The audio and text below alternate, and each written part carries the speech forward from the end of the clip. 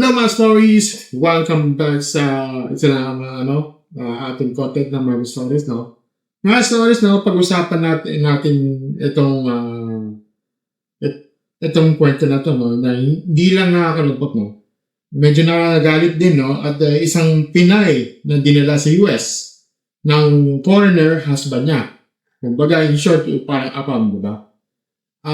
Akala niya love story na, 'di ba? Finally, nagkasama na sila, no? Pero pagdating doon, no, parang hindi siya asawa eh.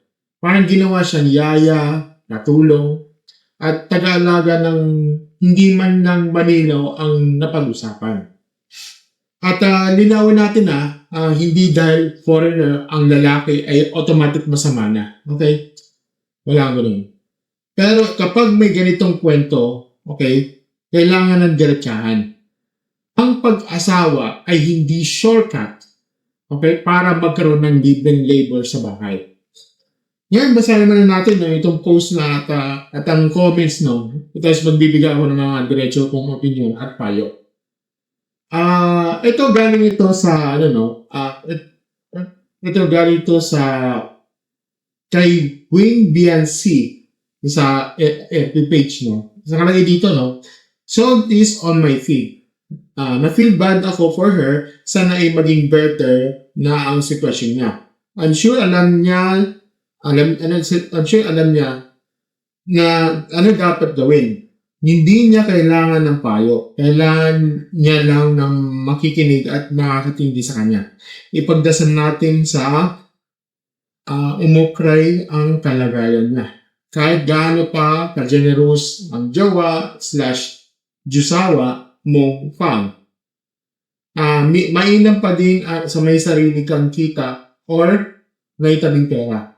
Sa mga may jowang na binabalak dalhin dito, mainam na alamin nyo din yung living situation ng jowa nyo. Pag-usapan nyo na kung nagmag-work ka ba or sa bahay mag-alaga ng mga bata. Okay, so basahin natin itong dito. Itong parang screenshot, kumbaga. Ito yung galing ito sa awareness. Ngayon, basahin natin, no? Ito. Hi, admin. Please post my message. This is my dump account. But I am married to a foreigner. Parang lang po. I got here in the US like 3 weeks ago, way back in the Philippines. I always thought I had a good husband. He was nice and treats me well, so I was excited to move to the US so I could be with my husband 24/7. There is no airport goodbyes, only see you later. But I was wrong. My biggest fear has come. I got here while waiting for my green card. Kumbaga yung PR, no? I didn't know that I become a nanny for his autistic child. I want to go out celebrating my birthday with friends that have lived here for years because my husband is busy working, and mind you, he didn't even hesitate to wish me a happy birthday. He doesn't want me to go out. When I got here, he no longer gives me money. I want to get something for myself, like he always does back in the Philippines, like perfume and get my nails done. But now he's always mad at me, calling me a brat. He stopped being supportive. He stopped being caring. All that he did when we were in the Philippines, he never does again here.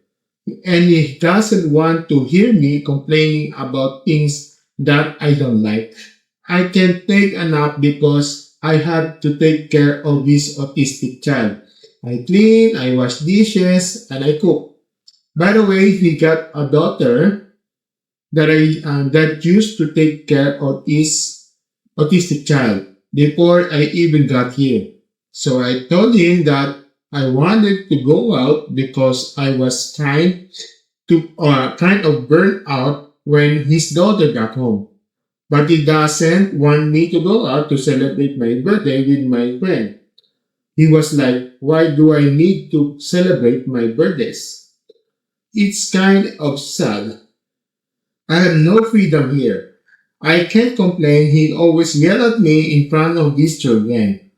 And I was thinking maybe it's better that I should go back in the Philippines where I feel like I am alive again. I'm always late like 3 to 4 a.m. because his autistic child was so loud, screaming all the time. And my husband wants me to get up like 6 a.m. to prepare his kids' breakfast. Like, what am I to you? A maid? I'm sure not a wife. Yeah. So, mga stories na talagang, talagang, yung, yung sinabi niya dito, no? Hindi ako makapag-isip, sorry. Pero may pag-usahin natin itong mga comments, no? Ito. Sabi nga ni Patricia Marie, kung alis man siya doon, no, make sure na hindi niya ipaalam kahit kalino, kahit anak ni Apam. Baka ano pang gawin niya sa kanya. Okay? Kung maaari iwan niya ng mga gamit niya, bitbitin lang yung pinakamahalaga. Sabi niya dito, kaya importante ay may sariling pera. Okay, hirap pala.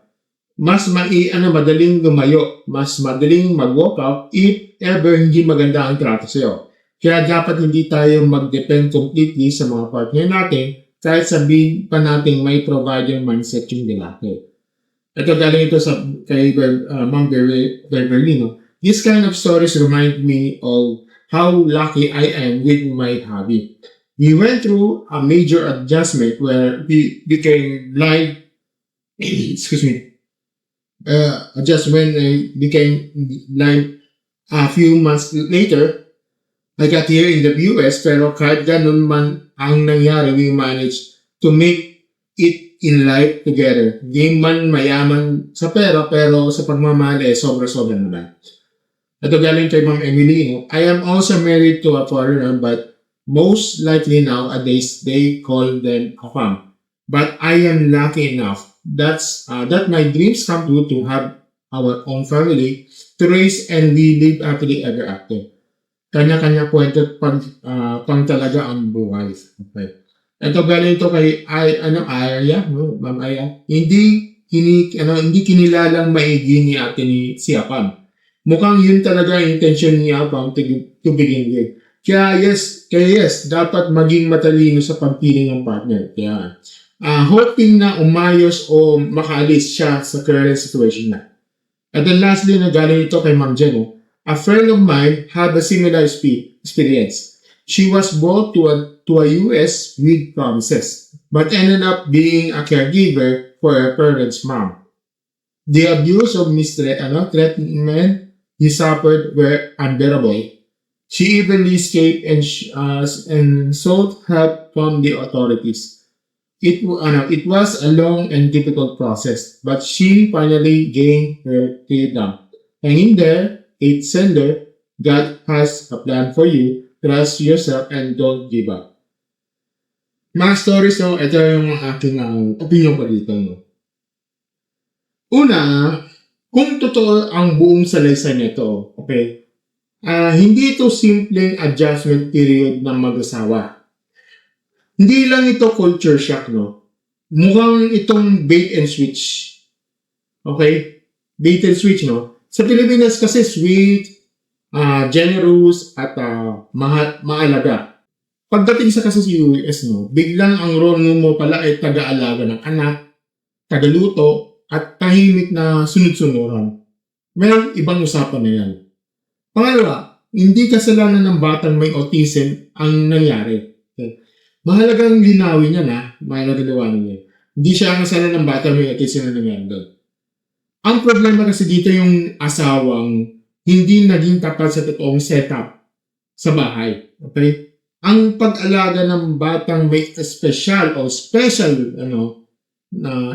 na pangangailangan ay mabigat at seryoso. Hindi yan basta ipinapasa sa bagong dating na asawa nyo na parang automatic responsibility niya. Okay? Pangatlo, no? Yung pinaka-red flag dito ay yung control. Okay?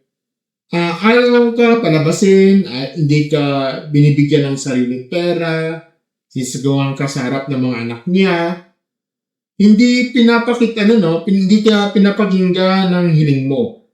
Tapos kapag humingi ka ng konting pahinga o personal space, no? Tatawagin ka ng brat.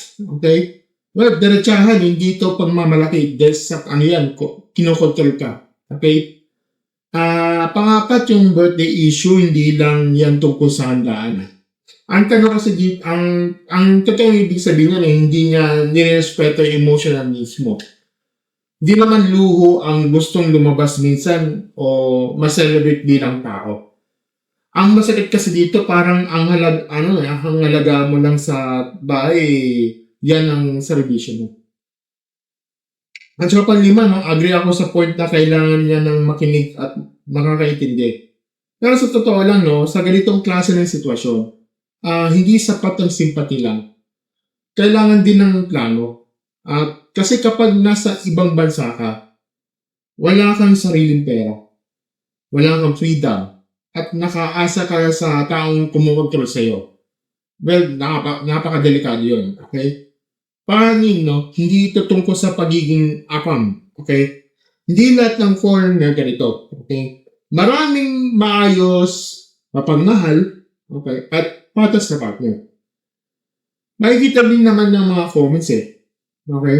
Di ba, nabasa ko natin kanina? Ang issue dito ay ugali, okay? Intensyon at power imbalance. Huwag nating gawing fantasy ang automatic magiging maganda ang buhay dahil foreigner ang mapapangasawa. Minsan, kapag mali ang tao, no, mas delikado pa nga kasi nasa lugar kang wala kang kakilala at wala kang sariling pera.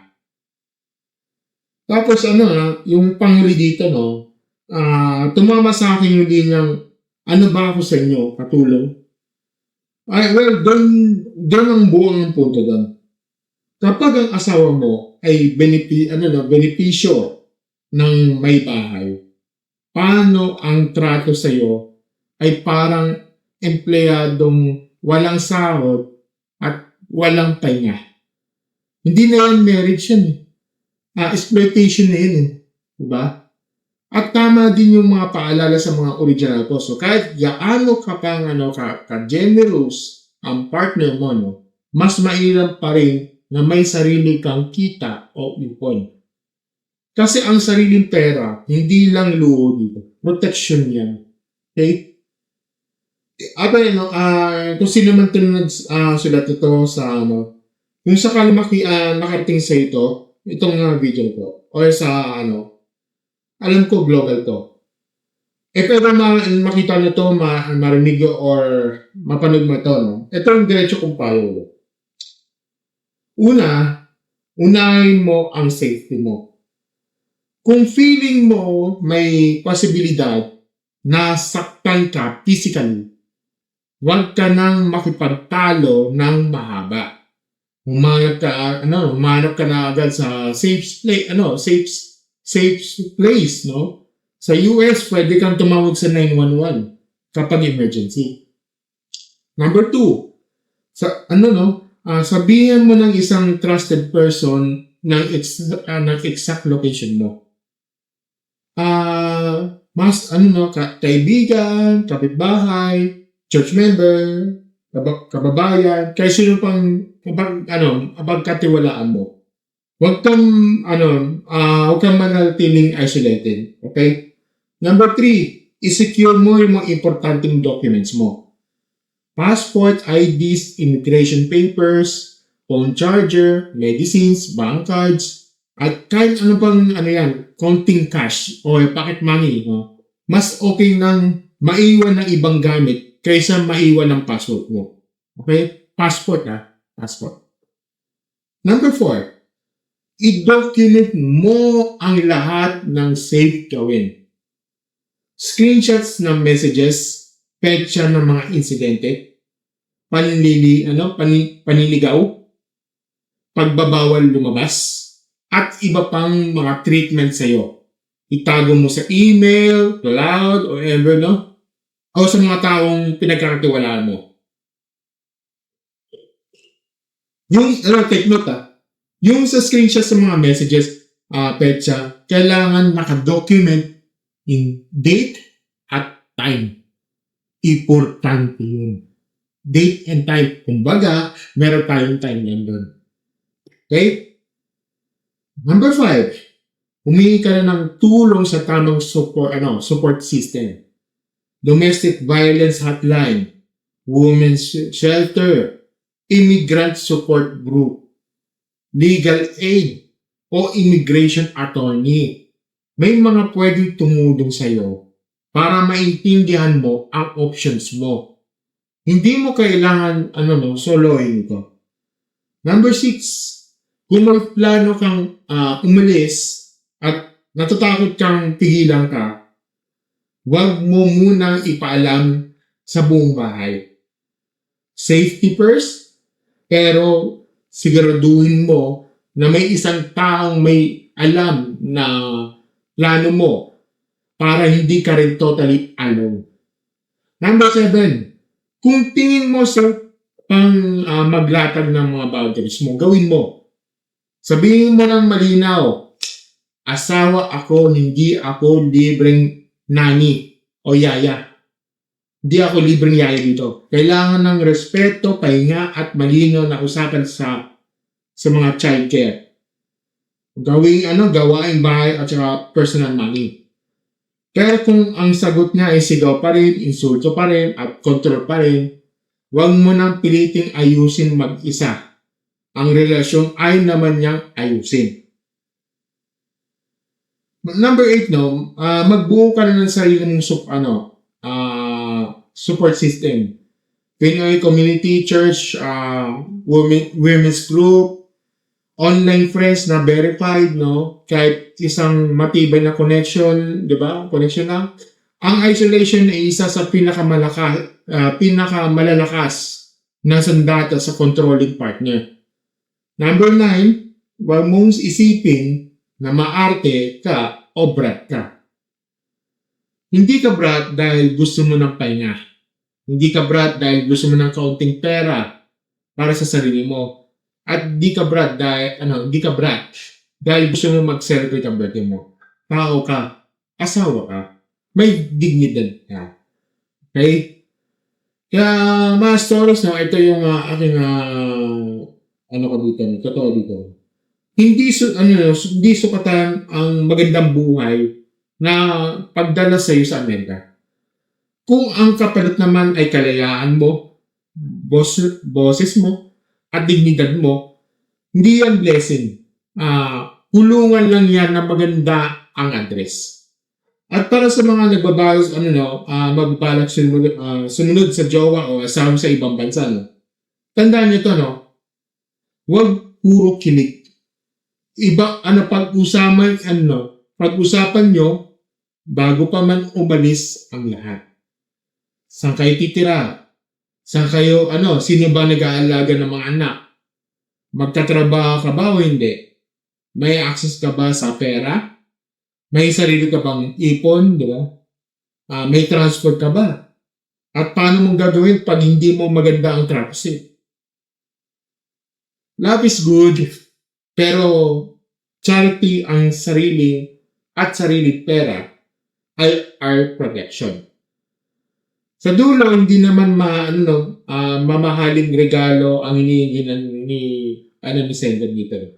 Ang hinihingi niya ay basic lang. Respeto, pahinga, kalayaan, at trato na pang-asawa. Hindi pang katulong. Kayo mga stories, ano masasabi niyo rito? Adjustment lang ba ito o malinaw na abuso na panlililan na? Comment daw below sa baba at pag-usapan natin doon. Kung gusto niyo na mga ganitong diretsahan na makabuluhang usapan, huwag kalimutan to like, share, subscribe sa ating channel, and click notification button sa ating baba. As always, mga stories, thank you and have a great day, stories. Bye!